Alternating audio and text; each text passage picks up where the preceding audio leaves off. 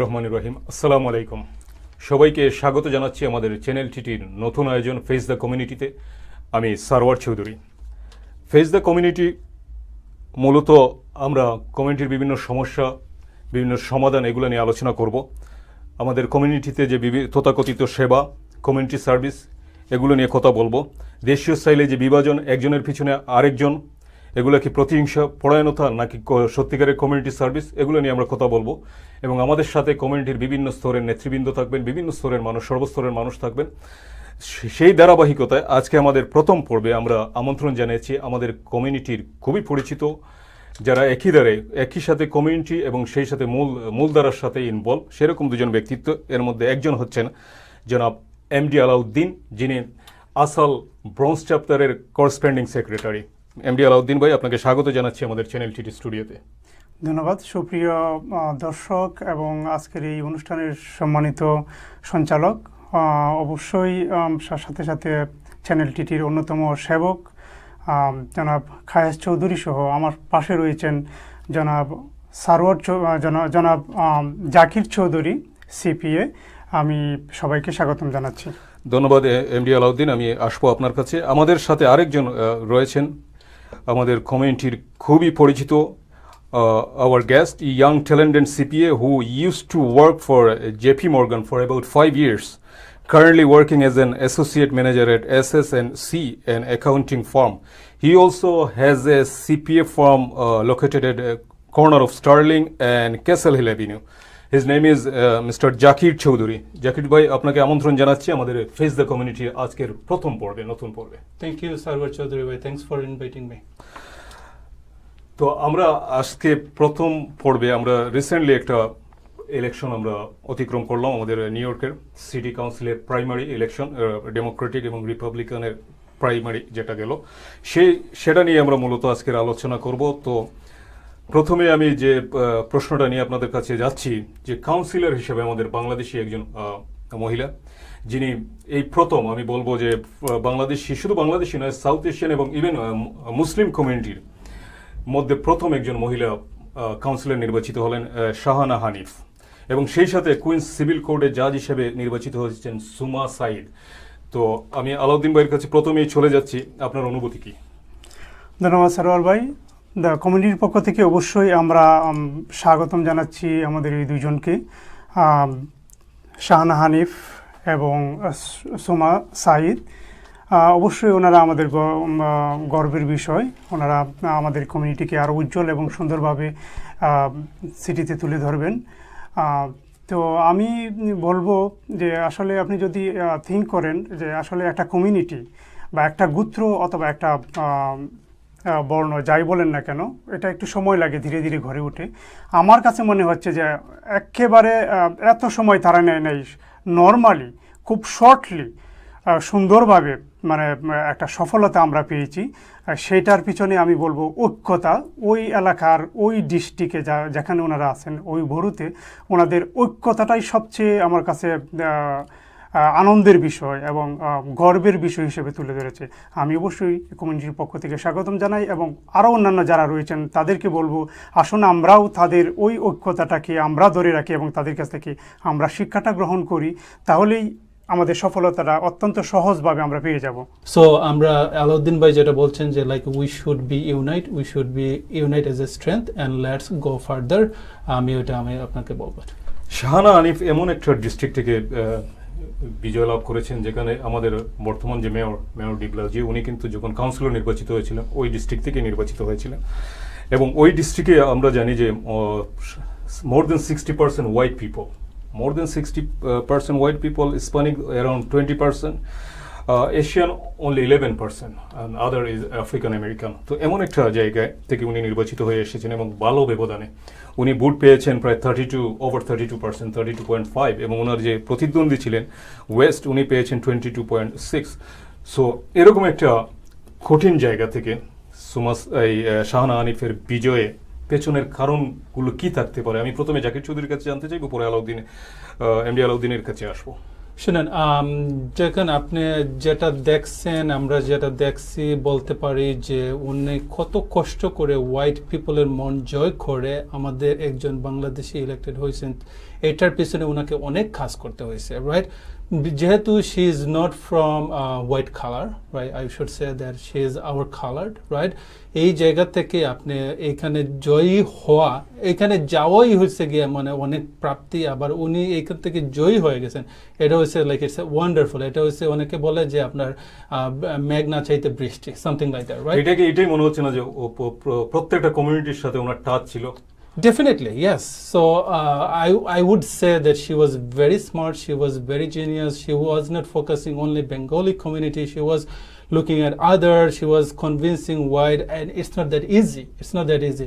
Other people আপনাকে কেন vote দেবে? যেহেতু আপনার যোগ্যতা আছে দিকে আপনাকে দেবে. So she is that qualified. That's why they trusted her, and that's the result we got it. আমি জনাব এমডি আলাউদ্দিনের কাছে এখন যাব যে কোনো কাউন্সিল ডিস্ট্রিক্টে আমরা দেখেছি একাধিক বাংলাদেশি প্রার্থী হয়েছিলেন। এটা কেন? এটা কি সমন্বয়ের অভাব? যেমন যেখানে শাহানা হানিফ পাশ করেছেন, ওইখানেও কিন্তু আমাদের একজন বাংলাদেশি ক্যান্ডিডেট, আরেকজন বাংলাদেশি ক্যান্ডিডেট ছিলেন, মামুনুল হক, উনি ছিলেন।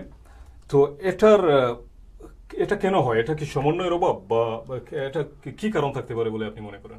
ফার্স্টলি আমি বলবো যে আসলে এখানে সমন্বয়ের অভাব, এবং সেকেন্ডলি যদি থিঙ্ক করি যে আসলে আমরা ভৌগোলিকগত কারণে বাংলাদেশি বলেন বা সাউথ এশিয়ান বলেন, ওদের ভিতরে একটা ইগো থাকে, একটা থাকে। কিন্তু আমাদের চিন্তা করতে হবে যে মানে সামগ্রিক স্বার্থে, জাতীয় স্বার্থে আমরা এরকম একটা দেশে বসবাস করি। আমরা যদি দেখি যে এখানে প্রত্যেকটা ইলেকশানে একই কমিউনিটির, ধর আমাদের সাউথ এশিয়ান বাদ দিয়ে যদি অন্য কমিউনিটির দিকে দেখি, একই কমিউনিটির 2জন 3জন বা 5জন ওরা যদি কম্পিটিশনে আসে, তাহলে তাদের এত সহমর্মিতা একজন আরেকজনের সাথে যে মনেই হয় না যে একজন আরেকজনের সাথে প্রতিদ্বন্দ্বিতা করতে আসছে। ভালো কথা, আমার কোয়ালিটি আছে, আমার আরেক ভাই ইলেকশন করতেছে, আমিও করব, সেটা যদি আমি থিঙ্ক করি। বাট আমরা যখন নিজেদের মধ্যে কম্পিটিশনটা তৈরি করি, তখন জাতির জন্য সবচেয়ে ক্ষতিকারক হয়ে দাঁড়ায় এটা, যেটা আমরা ইতিমধ্যে দেখেছি এখানে। যে সংগঠন আসাল, ওইটা কি শাহানা হানিফকে সমর্থন দিয়েছিল ওই ডিস্ট্রিক্টে? হ্যাঁ, আমরা আসাল অত্যন্ত সুদক্ষ এবং অত্যন্ত সুপরিকল্পিতভাবে ওনারা প্রত্যেকটা অ্যাক্টিভিটিস, প্রত্যেকটা ইলেকশনে কাজ করেন। আপনি জানেন ইতিমধ্যেই এমন একটা সাড়া পেয়েছে যে ওরা ঢোরনক করতে গিয়ে আঘাতপ্রাপ্ত হয়েছে, কুকুরের খামড় খেয়েছে, এরপরে ওই কাজ থেকে আর বিরত হয় নাই। অত্যন্ত সুন্দর, এবং ওদের অ্যাক্টিভিটিসে ওনারা আমাদের কমিউনিটি বাহিরের লোকদের মন জয় করতে সক্ষম। এবং এরকম না, আসাল প্রত্যেকটা জায়গায় একজন করেই দেয়। কোনো ক্ষেত্রে ওনারা এরকম যে যেহেতু র্যাঙ্ক চয়েস, আমরা 1 থেকে 5 পর্যন্ত আমরা 5 জনকেই ভোট দিতে পারি। কোনো ক্ষেত্রে আমরা এই পজিশনটা রাখছি যে ঠিক আছে, আমরা 1 থেকে 5 পর্যন্তই আমরা সাপোর্ট দিব। আমাদের ভিতরে যারা আমাদের কমিউনিটিতে আছেন, যারা কমিউনিটির সাথে ইনভলভ একজন আরেকজনের সাথে, তো তাদের উপর ইন্ডিপেন্ডেন্টলি আমরা ছেড়ে দিয়েছি যে আপনারা আপনাদের চয়েস মতো এখানে ভোট দেন। তো শাহানা হানিফের বিষয়টা যদি আপনি থিঙ্ক করেন, মোস্ট যেটা আমার কাছে মনে হয়েছে যে ব্রুকলিন, ওইখানে বাংলাদেশিদের অন্যতম একটা স্ট্রং একটা গ্যাদারিং, বা অনেক বাংলাদেশি এখানে বসবাস করে, ওনারা তো আছেনই। আর সে অত্যন্ত ব্রাইটলিভাবে তার জীবনটাও গড়ে তুলেছে, এবং ছোটোকাল থেকেই সে এখানে অন্যান্য কমিউনিটির সাথে খুব সুন্দর তার সম্পর্ক।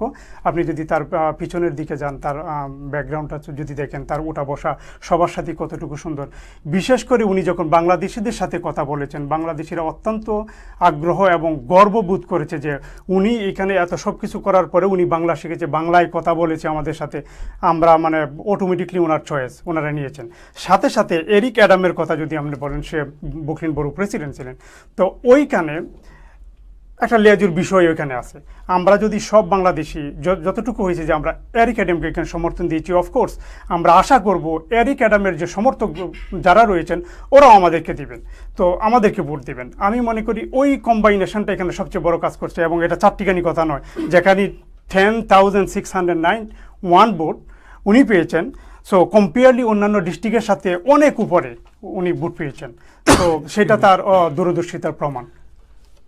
শুধু 10,000 না, ওনার প্রতিদ্বন্দ্বীর থেকে প্রায় অলমোস্ট মোর দেন 10% উনি ভোট পেয়েছেন, ভোট সেটাই আমি এগিয়ে- বলবো যে এগিয়ে আমাদের গেছেন। কমিউনিটি নয়, ওই কমিউনিটি থেকে উনি অনেক ভোট টেনেছেন, সেটাই হলো তার সফলতা। তো যেটা শাহানা হানিফের সাথে তো বাংলাদেশি আরেকজন প্রার্থী হয়েছিলেন, এছাড়াও কোনো ডিস্ট্রিক্ট, অনেক ডিস্ট্রিক্টে একাধিক প্রার্থী হয়েছিলেন বাংলাদেশি। এটা কেন, যেমন আমাদের এটা হওয়ার কারণ কি, যেমন এই ডিস্ট্রিক্ট 18 যেটা ব্রঞ্জের, এখানে প্রচুর সম্ভাবনা ছিল আমাদের বাংলাদেশি একজনকে নিয়ে আসা। তো আমরা কেন সাফল্য পাইনি ডিস্ট্রিক্ট 18-এ এই সম্ভাবনাময় জায়গাটিতে? জাকির চৌধুরী আপনি যদি আমাকে জিজ্ঞেস করেন যে মোর দেন ওয়ান ক্যান্ডিডেট কেন হলো, সো এটার সিম্পল আনসার হলো everyone has a right to vote, right? আপনি একজন, দুইজন, পাঁচজন, 10 জনই হতে পারে, রাইট? বিকজ এটা হচ্ছে আমার নিজের ব্যক্তিগত ব্যাপার, আমার নিজের সিটিজেনশিপ রাইট। বাট আমরা যদি ইন এ বিগার ওয়েতে থিঙ্ক করি যে লাইক ওকে, আমি যদি হই, এটা কি is it gonna be beneficial for my Community community, benefit, is it gonna be beneficial more for my community? What can I give to the community? Am I able to give the community? At first, I have to know my strength. At first, I have to know my ability. Then I should go. But if I go without knowing anything, no one has any power to stop me because this is my right, right? But আমরা যখন একটা community নিয়ে think করি, একটা community নিয়ে think করি, তখন we should think an overall, right? কোন জিনিস করলে আমরা কাজ হবে, কোন জিনিসটা করলে কাজ হবে না। এবং আপনারা রিসেন্ট যে ইলেকশনে দেখছেন, আমরা we should learn from this. আমি কনগ্রেচুলেশন বোথ ক্যান্ডিডেটকে করব। আমাদের যে বাংলাদেশি কমিউনিটিকে দুইজন রিপ্রেজেন্ট আমাদেরকে করছেন, we should feel proud of them because they are the starter, right? তারা যদি স্টার্ট না করতেন তাহলে আমাদের মতো ইয়াং যারা আছে ওরা জানতো না, শিখতো না, বুঝতো না। বাট এইখান থেকে অনেক জিনিস শিকার আছে। আমাদের অনেক সম্ভাবনা ছিল এইবার কোনো একজনকে নিয়ে আসা। যদি মনে করেন আমরা একতাবদ্ধ হইতাম, আমরা যদি একে অন্যের পিছনে না লেগে যদি আমরা একসাথে কাজ করতাম, আমরা ফরেনের পিছনে অনেক কাজ করছি। We shouldn't at this point we should not work for them anymore. Now we should, আমি একটা জায়গাতে বলছি, we should call bye to our Bengali guy, not like a foreigner right now. Its time is over right now.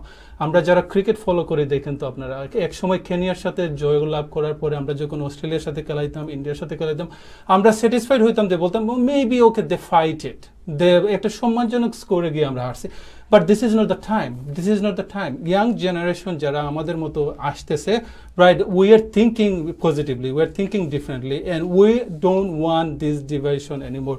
Even though the election is gone, now we should be working even stronger than before, and as soon as we do it, our community will rise stronger than ever before. আপনার কথার সূত্র ধরে আমি একটু add করে নিই। এই যে এই ডিস্ট্রিক্টে আমাদের প্রচুর সম্ভাবনা ছিল যদি আমরা একজন প্রার্থী হতাম, আর যদি আমরা সবাই ভোট দিতে যেতাম।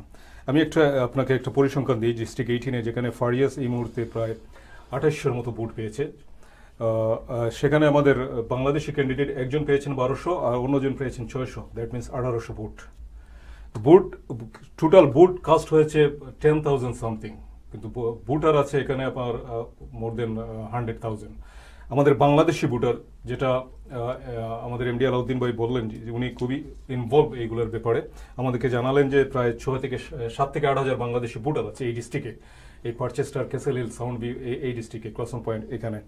তো এই যে 7,000 ভোট, 8,000 ভোট, এই 7,000-এর মধ্যে যদি আমরা অর্ধেকও ভোট দিতে যেতাম, লেস দেন অর্ধেক, আমরা যদি 40% ভোট দিতে যেতাম, তাহলে কিন্তু আমরা এই 28 প্লাস আমরা দুজন ক্যান্ডিডেট নয়, একজন। আপনি বলছেন যে রাইট আছে, অবশ্যই রাইট আছে, কিন্তু আমাদেরকেও এই জিনিসগুলোও ক্যালকুলেশন করতে হবে।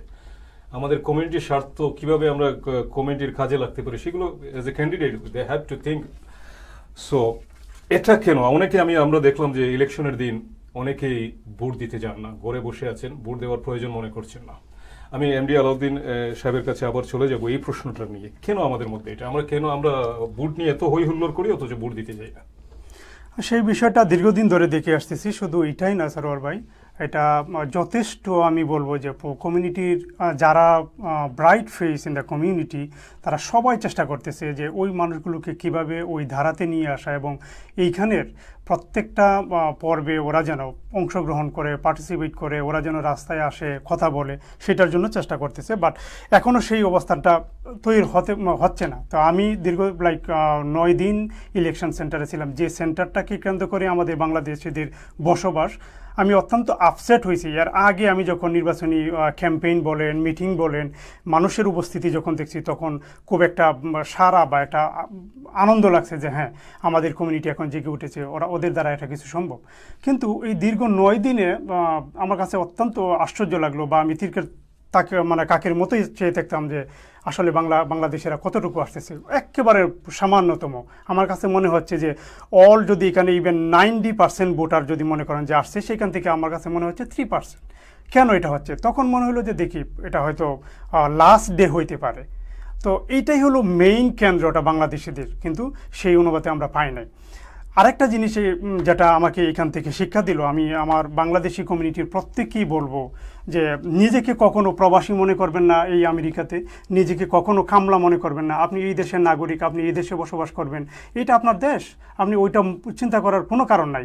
আপনাকে এইখানে থাকতে হবে। সুতরাং এইখানে থাকলে আপনার এই রাজনীতির সাথে, এই কালচারের সাথে আপনাকে মিশতে হবে। আপনার ভিতরে কী আছে সেটা প্রকাশ করুন। হইতে পারে ওই কমিউনিটি আপনার এটা গ্রহণ করবে। এটা আমরা অলরেডি প্রমাণ করেছি। আমাদেরকে এত ভালোবাসে ওরা, আমাদের কালচার বলেন, আমাদের ব্যবহার অত্যন্ত সাদরে তারা গ্রহণ করে। আসুন আমরা ওইখানে এটা প্রস্ফুটিত করি। দেখেন আমাদের এই সেন্টারে কোনো বাংলাদেশি দুভাষী ছিল না, অথচ আমরা খুব সমস্যায় পড়ছি বাংলাদেশি দুভাষীর জন্য। কারণটা হলো এই যে বিগত সেন্সাসটা গেল, আমরা কত সেমিনার করেছি ওদেরকে ইনভলভ করার জন্য। আপনাকে সিটিজেন হতে হবে না, জাস্ট রেসিডেন্ট হইলেই আপনি এখানে কাউন্ট হইতে পারেন। নো, ইভেন আমার সামনে ওরা অস্বীকার করে না, এখানে কোনো ইনফরমেশান দিব না, যাব না। এতে আপনি কত বড় ক্ষতি করেছেন আপনি জানেন? এখানে আমরা 30,000 লোক যদি বাংলাদেশি কাউন্টেড হইতো ওই সেন্সাসে, তাহলে আমরা একটা বাংলাদেশে একজন দুভাষী পাইতাম। তার মানে একটা জবও হইতো আমাদের বাংলাদেশি।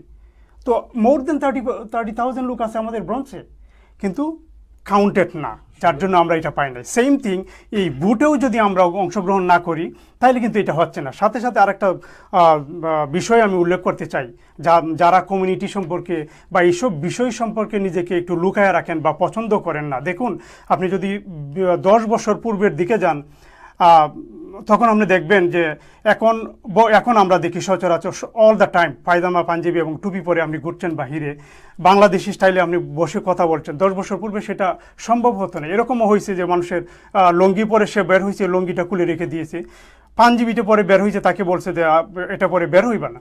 আজকে আপনি এত ওপেনলি ঘুরতেছেন কেন? এই কমিউনিটির অবদান এটা। এই আলাউদ্দিনের মতো যত ফেস কমিউনিটিতে আছে তাদের অবদান এটা। সুতরাং আমি অনুরোধ করব, রাইট, আপনারা বেরিয়ে আসেন, সহযোগিতা করেন। আপনাদের জন্য এই কমিউনিটি এই কাজগুলো করে যাচ্ছে। একদিন দেখবেন সেম থিং, ওদের যে অধিকার, আমরাও সেম নাগরিক, সেম অধিকার নিয়ে আমরা এখানে বসবাস করব। তো যে বিষয়টা মেইন আসলে আপনি বলছিলেন যে আমাদের এই কমিউনিটির অনীহাটা কেন? অনীহাটা আসলে আমি বলবো এটাই যে ইচ্ছার অভাব। আপনি ইচ্ছা থাকলেই এটা আপনার দ্বারা সম্ভব। আমি হয়তো অনেকেই জানেন না এখনও, বাট কেন সেটা বুক আমি করেছি। এই জায়গাটা থেকে আমি শিক্ষা নিছি যে হ্যাঁ, এটা আমাকে উদ্ধার হইতে হবে এখান থেকে, এবং আমার কমিউনিটিকে উদ্ধার করব। এই সুবাদে আমি বেশ কিছু জায়গায় নিজের পক্ষ থেকে বাংলাদেশি কমিউনিটিটাকে এখানে রিপ্রেজেন্ট করার জন্য আমি কাউন্টি কমিটি যদি বলেন, যে পলিটিক্যাল কাউন্টি কমিটি হয়, সেখানে পা রেখেছি। কমিউনিটি বোর্ডে বহুতবার, ইভেন আমি মেম্বার হই নাই তখন আমি এখানে পা রেখেছি, আমাদের কমিউনিটি নিয়ে কথা বলেছি। সিটি হলের কথা বলেন, বাংলাদেশিদের কথা, সেখানে সিটি হলের সামনে আমরা কথা বলেছি। কের জন্য? ওই কমিউনিটিকে দাঁড় করার জন্য, সমান অধিকার নিয়ে আমরা বসবাস করি, আমরাও যেন ওদের মতো সবগুলো পাই। তো সবার কাছে উদাত্ত আহ্বান জানাবো, আসুন, আপনার কোনো লস নাই এখানে, কোনো ক্ষতি নেই, বরং সবাই আমরা এখানে বেনিফিটেড হব। আমাদের এই সুন্দর ব্যবহার, সুন্দর আচরণ এবং সুন্দর যে হৃদয়টা একে অন্যকে সম্পূরক হিসাবে আমরা গ্রহণ করে নিই, সেটা আমরা টেবিলে, চেয়ারে, অফিসে আমরা সেট আপ করি। আপনাদের সহযোগিতা যদি আমরা পাই, ইজিলি আমাদের দ্বারা সম্ভব। Thank you. জাকির চৌধুরীর কাছে আমি জানতে চাইবো, আমরা এজ এ বিগিনার, যেহেতু আমরা কমিউনিটিতে আমরা নতুন, এবার প্রথম ইলেকশনে গেলেন আমাদের যে প্রার্থী, তো নতুন হিসেবে আমাদের ওই বিষয়গুলো তো অবশ্যই চিন্তা ভাবনা করা উচিত যে আমরা কীভাবে একটা জায়গায় যেতে পারি। তো যেহেতু প্রাইমারিতে এই সমস্ত ইলেকশনে অনেকেই ভোট দিতে যায় না অন্যান্য কমিউনিটির, আমাদের কি উচিত না এই সুযোগটা গ্রহণ করা এবং যেটা আমি আপনাকে একটা স্ট্যাটিস্টিক্স আগেই দিলাম, যেটা যে কিভাবে কি হতো আমরা যদি একজন ক্যান্ডিডেট হতো আর আমরা যদি আরো কিছু ভোট দিতে যেতাম। তো এটা নিয়ে আপনার বিশ্লেষণকে আপনি কি বলবেন? আমি আসলে প্রথমে আপনাকে বলবো যে আমরা কেন ভোট দিতে যাই না। আমরা জানি আমরা সবাই বাংলাদেশ থেকে আসছি, বাংলাদেশের সব প্যারেন্টসের মন মানসিকতা হলো যে you have to be a doctor, you have to be a scientist, you have to be a lawyer, you have to be a CPA, right? Otherwise you are loser, right? যদি একটা ইয়াং কিডস বলে যে না I would be politicians, okay মারে রাখবে না, right? So those are the mentality. আমরা মনে করি যে being as a politicians you are loser, right? Because you don't need to study, you don't need to, which is not true, right? আপনি যদি think করেন আমি as a CPA, আমরা lawyer আছে, আমাদের accountant আছে, আমাদের scientist আছে, আমরা what we are doing it, আমাদের doctor আছে, what we are doing it, we are following a rule made by politicians. Can you think about it? Can you imagine how important is the political person to be there as a qualified? See, যদি qualified একজন person যদি না থাকে ওইখানে, he's gonna make a mass rule and we don't have anything. We are following his or his rule, right? His or her bad rule. So in this case আমরা ওই যে মন মানসিকতা বাংলাদেশের আছে যে পলিটিশিয়ান হইতে পারবেন না, ভোটে যাওয়া is like you're wasting your time, right? Your vote is not going to change anything, right? আমরা আসলে ওই থিং থেকে সেন্স করি না how important is giving the vote. Vote is the only আমি way. জাকির চৌধুরীকে এই জায়গায় একটু আমরা আরো আলোচনা করব। আপনি যেটা বলতে চাচ্ছেন যে ইয়াং জেনারেশনে মোর ইনভলভমেন্ট, আমরা ওইটা নিয়ে আলোচনা করব। তার আগে আমরা ছোট্ট একটা বিরতি নেই, বিরতির পর আমরা আবারও ফিরে আসবো আমাদের দুই সম্মানিত অতিথির সাথে কথা বলবো। সে পর্যন্ত আপনারা আমাদের সাথে থাকুন।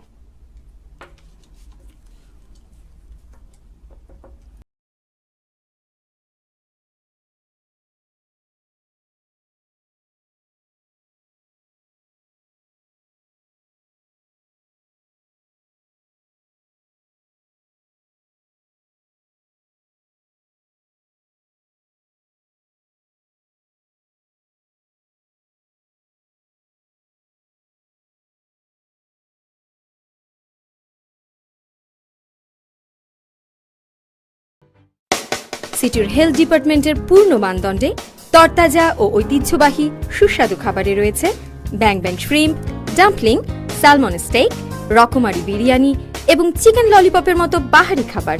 আমরা উবার ইটস, ডোরড্যাশ আর গ্রাবহাবের মাধ্যমে খাবার ডেলিভারি করে থাকি। এই করোনা মহামারীতে ঘরে বসে নিশ্চিন্তে অর্ডার করুন www.halalfresh.nyc।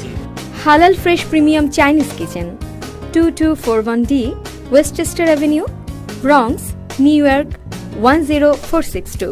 হালাল ফ্রেশ, আস্থা রাখুন, আমরা আছি আপনাদের সাথে। আপনি কি বয়স্ক পিতামাতা ও গুরুজনদের দৈনিক সেবা নিয়ে চিন্তিত? ভাববার কোনো কারণ নেই। সিনিয়র মাল্টি সার্ভিস ইনক আপনাকে দেবে বয়স্ক সেবার সকল সমাধান। আপনি কি বয়স্কদের সেবা করছেন? তাহলে আপনার সময়ের মূল্য হবে উপযুক্ত পারিশ্রমিক। SMS ইনক স্বল্প মূল্যে বাড়ির দৈনিক কাজকর্মে যে কোনো ধরনের বয়স্ক সেবা দিতে সদা প্রস্তুত। নিউ ইয়র্ক স্টেটের বয়স্ক ও অক্ষম বাসিন্দাদের আস্থা SMS ইনক এর পূর্ণ ব্যবস্থা। বিস্তারিত জানতে কল করুন 3477785252।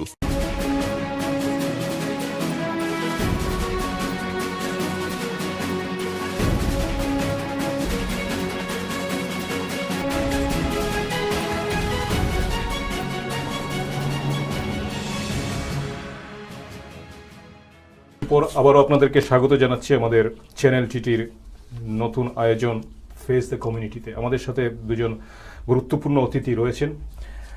আমরা তাদের সাথে কথা বলছিলাম, যে কথাটা বলছিলাম আমরা জাকির চৌধুরীর সাথে, যে আমাদের ইয়াং জেনারেশনে মোর ইনভলভমেন্ট উইথ মেইন স্ট্রিম, সেই প্রসঙ্গে চলে যাচ্ছে। জাকির চৌধুরী, আপনি যদি আপনার কথা শেষ করতেন। শিওর। সো আমি যারা বলতেছিলাম আপনাকে যে আমরা যে ইয়াং যারা আছি, আমরা যদি কেউ পলিটিশিয়ান হইতে চাই, আমাদের প্যারেন্টসরা এটা ভালোভাবে নেয় না। ওরা বলে যে we are loser, we are not studying, our future will be loser, right? But being as a politicians who makes the rule, and that is followed by doctor, accountant, scientist, CPA, lawyer. So ওইখানে যদি আমাদের person না থাকে, ওইখানে যদি আমাদের qualified people আমরা যদি এখানে বসাইতে না পারি, দেন আমরা অলওয়েজ ব্যাড রোল। আমরা যেটা চাই, যেটা অ্যাকুয়ার করি, যেটা আমাদের ইচ্ছা, ওটা আমরা কখনো গোল অ্যাচিভ করতে পারবো না। আমি আপনাকে একটা সিম্পল এক্সাম্পল দিই। আমার বড় মেয়ে যখন স্কুলে যাবে, পাবলিক স্কুলে যাবে, তো আমি স্কুল ট্যুর করতে গেলাম। সো অডিটোরিয়ামের মধ্যে ও ইন্ট্রোডাকশন দিতেছিল, no one has asked that any question except me. আমি জিজ্ঞেস করলাম, do you provide any halal breakfast, do you provide any halal lunch? Their answer was, is still discussion, but we provide kosher. Now my question is, how long it will be in still discussion? Is it 10 years, 15 years? Almost like this. It's because of we don't have any representative. If we had any representative, it would have been effective by this now. So এটার জন্য আমি বলতেছি, like being as a voting, your right, your voice, আপনি যদি রাস্তাতে চিল্লাবিল্লা করেন, কেউ শুনবে না আপনার কথা। Instead, it has to go by You have to system. go right way. It has to go by a system. You have to elect someone who speak for you, who is going to acquire something, who is convincing, who has a convincing power to get things done. That's what we needed it. And we as a young generation, we feel like this is lacking. However, I explained, or I told you that this is a beginning. আমি special thanks জানাবো যারা beginning করছে, এবং এটাকে আমরা যারা young আছি, আমাদের নেক্সট জেনারেশন যারা আছি, এটাকে পজিটিভভাবে নিয়ে ওটাকে আমরা অগ্রসর হব, এবং আমরা সাকসেসফুল হব ভেরি সুন।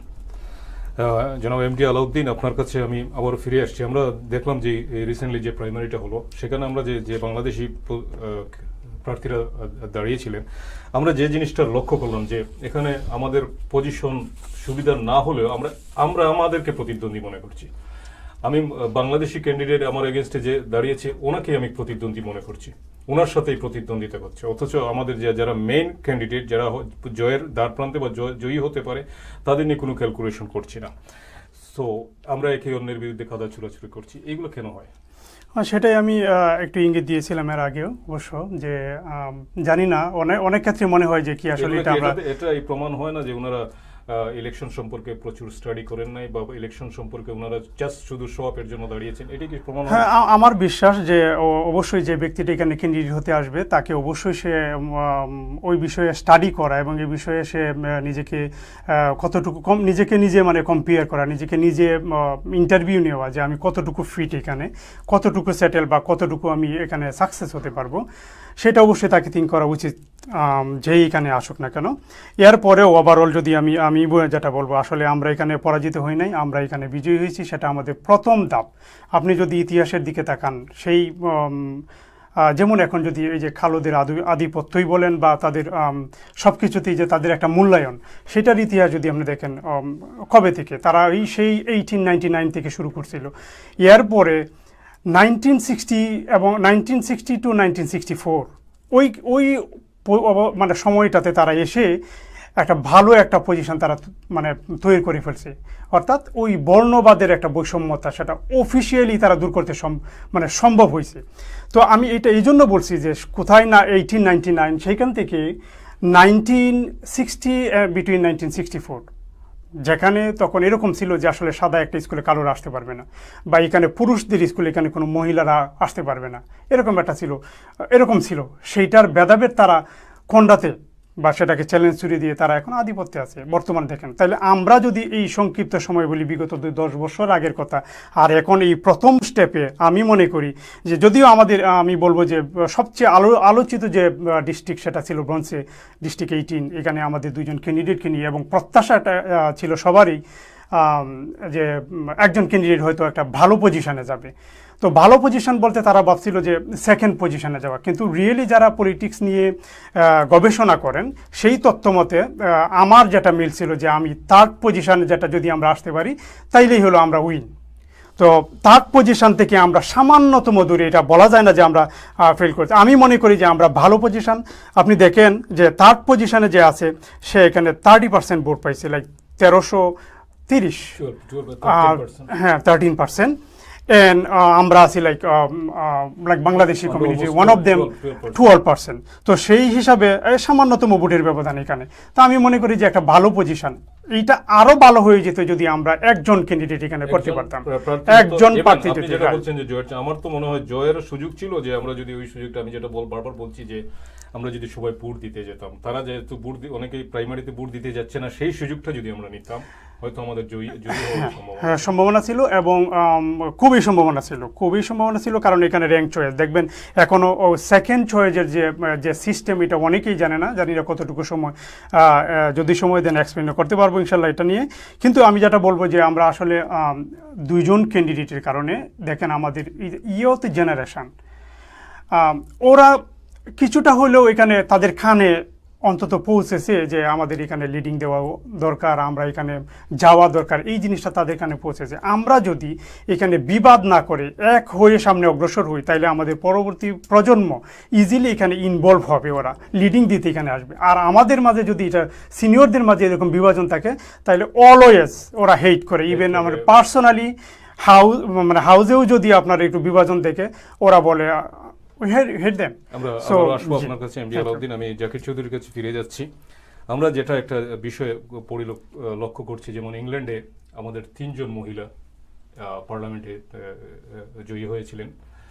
আমরা কানাডাতে দেখলাম যে ওই যে প্রাদেশিক পরিষদে আমাদের একজন মহিলা, একজন মেয়ে ডলি বেগম, উনি নির্বাচিত হলেন।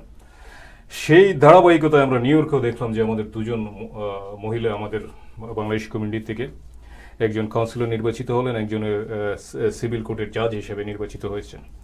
সো এই যে মহিলারা এই যে এগিয়ে আসার বা জয়ী হওয়ার পেছনের কারণগুলো কি থাকতে পারে বলে আমরা পুরুষরা কেন এত পিছিয়ে, মহিলারা এত সীমাবদ্ধতার মধ্যেও তারা যেভাবে এগিয়ে যাচ্ছে, এটাতে কি মনে হয় আপনার?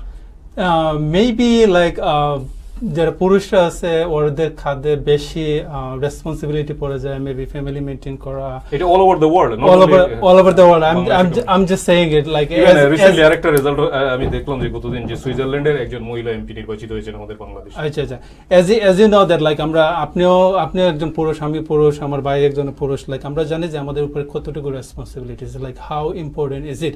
বাট আমি এটাও বলবো না যে ওদের রেসপন্সিবিলিটি কম, ওরা কম কাজ করে বা ওরা কম পার্ট অফ দ্য হয়। বাট আমি যেটা আমি আপনাকে বলবো, this is like a world of women, right? আপনি যে জায়গাতে যান, আমাদের বাংলাদেশের প্রেসিডেন্ট হলো Sheikh Hasina, she is a women.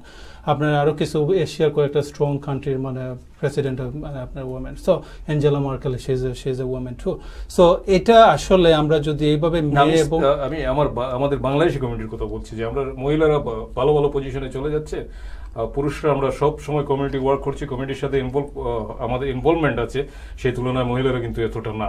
তারপরও আমরা কেন I think যেটা আমার অবজারভেশন আছে, যেটা আমরা ছেলেরা বেশি কম্পিট করি, মেয়েরা একটু কম করে, আই গেস। মানে একটা যদি মেয়ে একজনে খাড়া হয়, রাইট, যদি স্ট্যান্ড হয়, আর একটা মেয়ে ওটার পিছনে লাগে না, যেটা আমরা ইলেকশনে দেখছি। বাট আমরা আসলে সবাই লিডার হইতে চাই, right? Even the all are not leader, right? আমরা ছেলেরা যারা আছি, রাইট, সবার not leader. There is a big difference between leader and a boss, right? Boss always wants to be boss. He doesn't want to be another boss. But leader, he wants to be he is a leader, but he wants to make future leader as well. So যেটা আমাদের ওই মন মানসিকতা আমাদের ছেলেদের মধ্যে, আমি বলবো ক্যান্ডিডেটের মধ্যে এটা কম। সবাই বলতেছে যে না, আমি বস হব, আমি বস। হাউএভার এইটা থেকে আমার মনে হয় যে আমরা অনেক পিছিয়ে আছি। লাইক আমরা যদি if we fight our self, right, then someone will go up. That's the rule. ওইটা আপনি যদি বলেন রেশিও বিটুইন ছেলেরা এবং মেয়েদের দিকে ওই ফাইটটা একটু কম in terms of the election, in terms of the আরেকটা কারণও থাকতে পারে, যেমন আমরা যে পুরুষরা ফিল্ডে বেশি ইনভলভমেন্ট দিচ্ছেন নিজেকে কোয়ালিফাইড করার থেকে অন্যান্য বিষয় নিয়ে ব্যস্ত থাকছেন। কিন্তু মহিলারা যারা নির্বাচিত হয়েছেন সবাই কিন্তু কোয়ালিফাইড। আপনি বলতে পারবেন না যে এরা সবাই এক একটা সময় কমিউনিটিতে সার্ভ করেছেন, অন্যান্য কমিউনিটির সাথে লিয়াজও মেনটেন করেছেন, তারা নিজেকে যোগ্য করে তারপরে নির্বাচিত হয়েছেন। তো এইটাও তো একটা কারণ থাকতে পারে যে আমরা নিজেকে যোগ্য করার জন্য যথেষ্ট পরিমাণে সময় পুরুষরা দিচ্ছেন না যেভাবে মহিলারা দিচ্ছেন। That is another শেষ পর্যায়ে চলে আসছি। I agree with that too. আমরা এখন এমডি আলাউদ্দিনের কাছে যাচ্ছি যে আরেকটা আমাদের আঞ্চলিকতা, যেটা আঞ্চলিক সংগঠন, আমরা একটু ডিফারেন্ট কোয়েশনে এখন চলে যাচ্ছি যে এটারও কিন্তু রিয়াকশন পড়ে আমাদের এই নির্বাচনে পড়েছে, কিন্তু এটার প্রভাব পড়েছে, যার কারণে আমি এটাই আসছি যে আমরা বিভিন্ন আঞ্চলিক গ্রুপ আছে, আমাদের রাজনৈতিক গ্রুপ আছে, আমরা আমরা কেন এই যে দেশীয় ওই সমস্ত যে বিভাজন ওইগুলোতে কেন বেরিয়ে আসতে পারছি না? আমাদের যেখানে আমাদের ঐক্য হওয়া প্রয়োজন, আমাদের ঐক্যবদ্ধ হওয়া প্রয়োজন, আমাদের বৃহত্তর স্বার্থে, আমাদের কমিউনিটিতে আমরা একটা উদীয়মান কমিউনিটি হিসেবে শক্তিশালী একটা পজিশন নিতে আমাদের প্রয়োজন একাত্ম হওয়ার, তো কেন হতে পারছি না? সেটা সবচেয়ে বড় হলো যে অ্যাওয়ারনেস হওয়া এই আমাদের। প্রশ্নটা আপনাকে এই জন্য করা যে আমি জানি যে আপনিও বিভিন্ন সংগঠনের সাথে অত্যন্ত ওতপ্রোতভাবে জড়িত আছেন এবং আপনার এই অভিজ্ঞতা আছে, আপনার অভিজ্ঞতার আলোকে আমরা সেটা জানতে চাই। এটা বাস্তব সত্য। আমি বেশ আঞ্চলিক সংগঠন যদি আমি তাকাই ওদের দিকে, তো কিছু কিছু সংগঠন আছে যেগুলোতে আমি গুরুত্বপূর্ণ দায়িত্বে আছি, তো ওরাও আসলে ওই মেইন স্ট্রিমে যাওয়ার প্রতি একটা অনীহা, বা আমি কেন যাচ্ছি, বা আমার ভবিষ্যৎটা এখানে কি, আমি কি করতে পারবো, কেন যাচ্ছি, এই ধরনের প্রশ্ন ওনারা দেন। তো আমার মনে হয় এখন ওনাদের সময় এসেছে এখান থেকে শিক্ষা নেওয়া, যে আসলে যেমন যে বিষয়টা আপনাদের যে শাহানা হানিফ করে দিল, সুমা সাঈদ করে দিল, তো তাদের এখান থেকে শিক্ষা নেওয়ার সময় এসেছে যে কেন আমরা ওইখানে সময় দিচ্ছি বা কী হচ্ছে এতে। আপনি দেখবেন এই যে দুইজন আমাদের চেয়ারে বসলো বা আসনে যাচ্ছে, আপনি একটা একটা বৈপ্লবিক পরিবর্তন দেখবেন ওই কমিউনিটিতে। তো এখানে আমি আরও বলবো, এখানে শিক্ষার অভাব আছে, বা একটা ভীতি সঞ্চার তাদের ভিতরে কাজ করে যে আমরা এখানে যেয়ে পারবো না। তো এই বিষয়টা থেকে তাদেরকে বেরিয়ে আসতেই হবে। এই দুইটা জিনিস আমার কাছে মনে হয়। একটা হলো যে তারা শিক্ষার অভাব আছে, এখানের বিষয়গুলো নিয়ে তারা স্টাডিও করে না, বা নিউজ দেখা বা নিউজ শোনা বা নিউজ পেপার পড়া, এটার প্রতি একটা অনীহা তাদের আছে।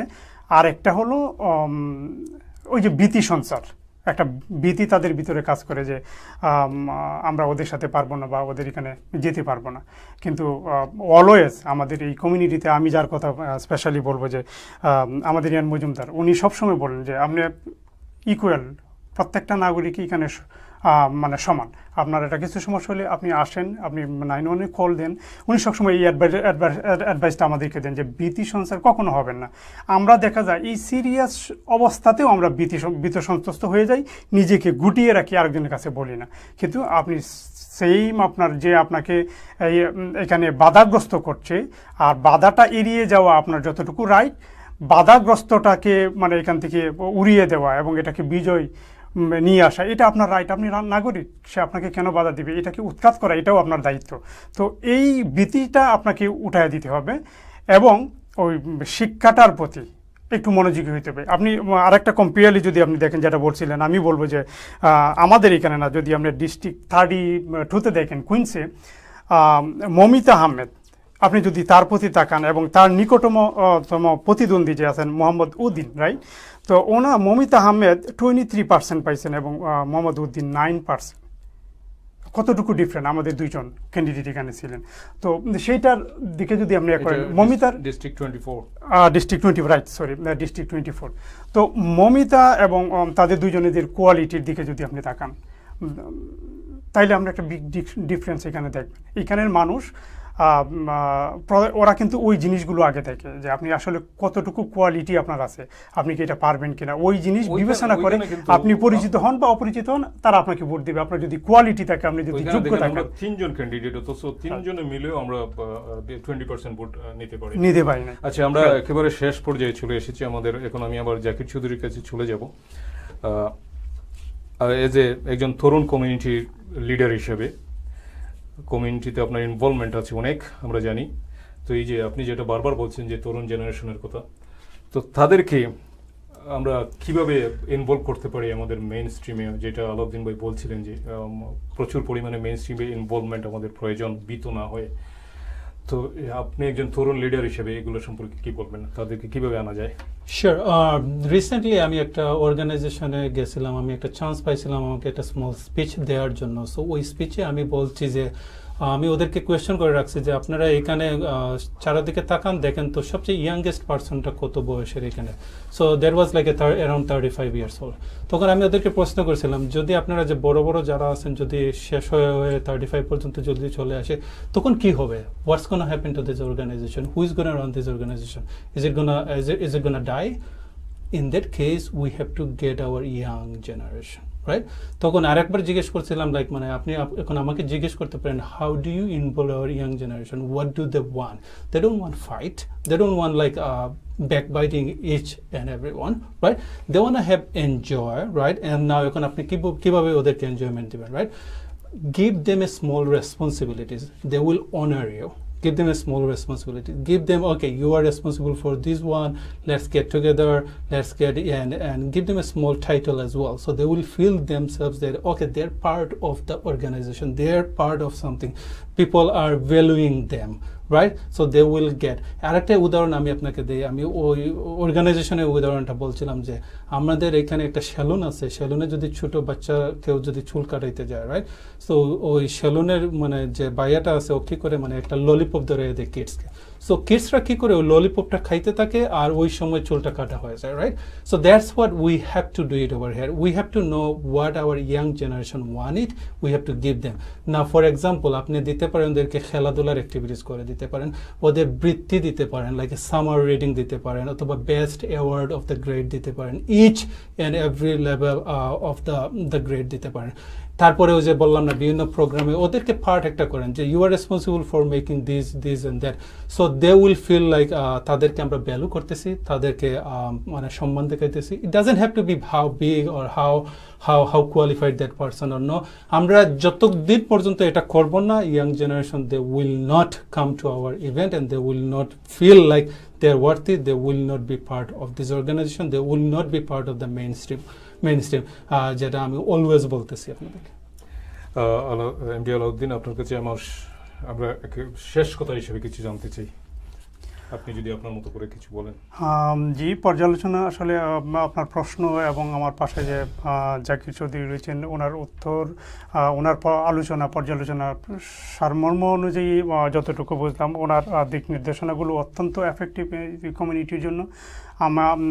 তো আমি সবাইকে বলবো যে আসুন আমরা সবাই ঐক্যবদ্ধ হয়ে ভেদাভেদ ভুলে সামনে কিভাবে অগ্রসর হওয়া যাবে, জাতীয় স্বার্থটা আমরা কিভাবে আমাদের এখানে প্রতিষ্ঠিত করতে পারবো, সমান সমান অধিকার নিয়ে আমরা কিভাবে এখানে থাকতে পারবো, সেই চিন্তাধারায় একমত হওয়ার জন্য ব্যক্তিগত যে কোনো স্বার্থ আসুন আমরা ভুলে যাই এবং সবাই একটা লাইনে একটা পথে এসে আমাদের কিছুটা পথ মানে আমরা প্রসারিত করি। এরপর ইন্ডিভিজুয়ালি দেখবেন অনেক চান্স আসবে আপনাকে ইন্ডিভিজুয়ালি লিডিং দেওয়ার জন্য, তখন সবাই আপনাকে হেল্প করবে। তো প্রাথমিক অবস্থানটা আমাদের এই প্রাথমিক যে ফিলার আমরা গাড়তে যাচ্ছি সেইটাকে স্ট্রং করার জন্য আসুন আমরা সবাই একটা পথে আসি।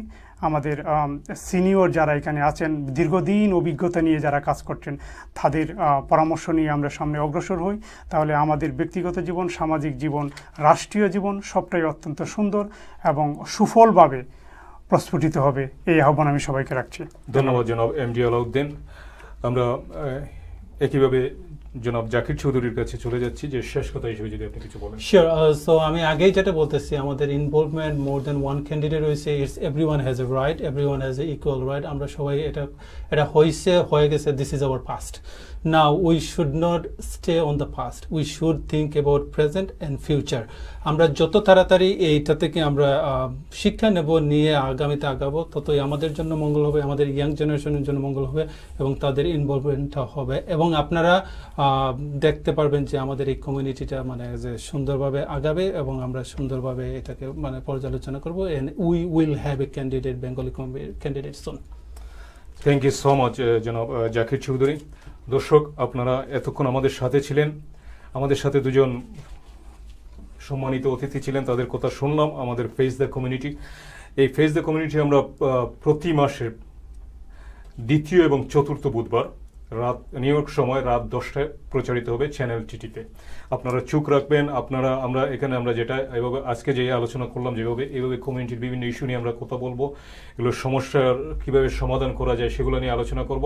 আপনাদের সাজেশন, আপনাদের মতামত, আপনাদের দিক নির্দেশনা আমাদের জন্য খুবই প্রয়োজন। আপনারা সেগুলো কমেন্টের মাধ্যমে আমাদের জানাবেন, আমরা সেগুলো ফলো করার চেষ্টা করব। তো এতক্ষণ আমাদের সাথে থাকার জন্য আপনাদেরকে আন্তরিকভাবে ধন্যবাদ জানাচ্ছি। সেই সাথে ধন্যবাদ জানাচ্ছি আমাদের আজকের দুই অতিথিকে। সবাই ভালো থাকুন, সুস্থ থাকুন। আল্লাহ হাফিজ। ধন্যবাদ।